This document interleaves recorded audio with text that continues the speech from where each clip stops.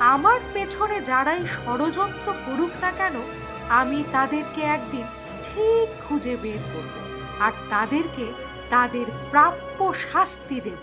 শুধু আপনি কেন রাজকন্যা, এই রাজ্যে যে কোনো অনাচার ঘটলেই আমরা আপনার পাশে দাঁড়াবো।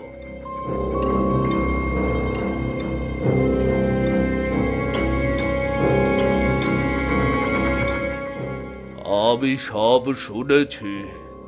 নীলাঞ্জনা প্রমাণ করেছে সেই এই রাজ্যের যোগ্য উত্তরাধিকারী। আজ থেকে এই রাজ্যের সিংহাসন আমার কন্যার হাতে। রানী মায়া, তুমি সিংহাসন থেকে উঠে এসো। আর যাও নীলাঞ্জনা, তুমি সিংহাসনে বসো। আমি তোমাকে সিংহাসনে দেখতে চাই। এরপর রাজকন্যা সিংহাসনে গিয়ে বসল।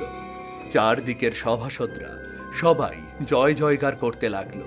জয় রানীমার জয়, জয় রানীমার জয়, জয় রানীমার জয়। তুমি আমার কাছ থেকে আজকে এই সিংহাসন কেড়ে নিয়েছো, কিন্তু একদিন এই সিংহাসন আমি আমার কাছে নিয়ে আসব। বাহ, কি সুন্দর লাগছে।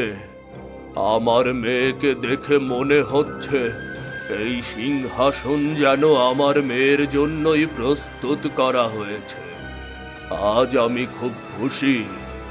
আমার রাজ্যকে সুরক্ষিত রাখার জন্য একজন যোগ্য মানুষ পেয়েছি। আমি আমার জীবন দিয়ে হলেও এই রাজ্যকে রক্ষা করব। এ রাজ্যের নতুন রানী নীলাঞ্জনা সাহস